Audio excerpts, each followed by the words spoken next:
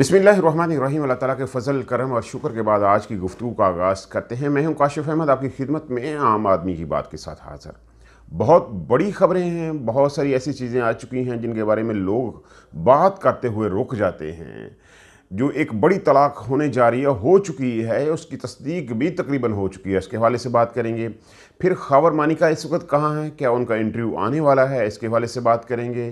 फिर नैब के अंदर जो बड़ी तब्दीलियाँ हैं, कौन लोग हैं जो अब नैब के अंदर आ रहे हैं और उनका किरदार क्या होगा, आने वाले दिन पीडीएम के लिए क्या हालात लेकर आएंगे, इनके हवाले से बात करेंगे। और आखिर में हम बात करेंगे मौलाना फजल रहमान की वो दुक्की जो उन्होंने खेलने की कोशिश की, अपने आप को दबाव में से बाहर लाने की कोशिश की, उसके रिजल्ट क्या हैं, उसके हवाले से बात करेंगे। सबसे पहले जो बात आजकल चल रही है वो एक बड़ी तलाक की है, एक बहुत बड़ी तलाक।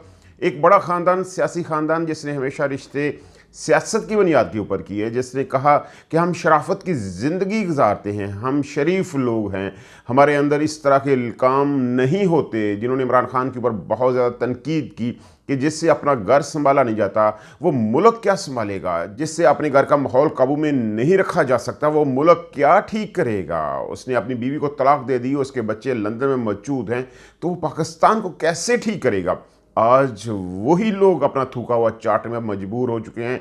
एक बड़ी खबर आ चुकी है, जुनैद सफदर साहब ने अपनी बीवी को तलाक दे दी है और ये खबर इस वक्त इंटरनेशनल मीडिया के ऊपर मौजूद है। और जुनैद सफदर साहब ने अपने ट्विटर पैगाम में इसकी तस्दीक भी कर दी है। जुनैद सफदर ने अपने ट्विटर पैगाम में कहा है कि जो इंटरनेशनल मीडिया के ऊपर खबरें चल रही हैं वो बिल्कुल ठीक हैं, मैंने तलाक दे दी है। ये एक बहुत बड़ा स्टेप है और आने वाले दिनों में इसके आफ्टर इफेक्ट्स हो सकते हैं। पीटीए के लोग ये सोच रहे हैं कि शायद ऐसा हो कि कतर से अब अमदाद जो शरीफ ख़ानदान को मिलती रही है वो रुक जाए, कतर जो है वो शरीफ ख़ानदान की पनाह ना बन सके, क्योंकि कतर में सैफुर रहमान एक बहुत बड़ा नाम है और शाही ख़ानदान के वो बहुत करीब है। और हो सकता है कि नियर फ्यूचर में जो कतरी ख़त है उसकी हकीकत भी खुलकर सामने आ जाए। पनामा का केस तो आपको याद होगा, पनामा के केस में जो कुछ हुआ उसकी बेस उस कतरी ख़त के ऊपर थी, जिसमें कतरी शाही ख़ानदान ने यह एतराफ़ किया था कि ये सारी प्रॉपर्टी हमने शरीफ ख़ानदान को दी थी,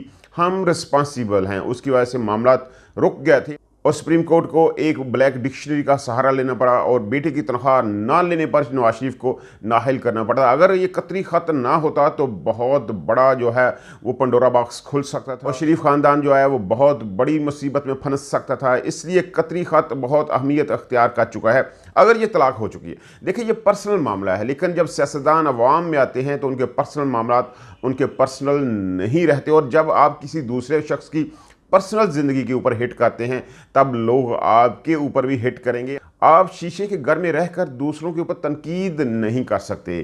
कभी ना कभी हवा का रुख बदलेगा और बात आपकी तरफ आएगी। और आज बात जो है वो शरीफ ख़ानदान की तरफ आ चुकी है और इसकी तस्दीक भी हो चुकी है। आप देखते हैं आने वाले दिनों में कतर और पाकिस्तान यानी शरीफ ख़ानदान के आपस में रिलेशन कैसे रहते हैं। तो ये एक बहुत बड़ी खबर थी जो आप लोगों के साथ शेयर करनी थी, क्योंकि अब इसकी तस्दीक हो चुकी है। और दूसरी बड़ी खबर, नैब के अदारे में बड़ी तैनातियाँ हुई हैं, बहुत बड़े और अहम लोग अब नैब के अदारे में आ चुके हैं। नैब ही क्यों, सवाल ये बनता है कि कौन लोग हैं जो नैब के अंदर आए हैं और नैब के अंदर ही क्यों आए हैं। ये दो बड़े सवाल हैं जिनके जवाब मैं देने की कोशिश करूँगा।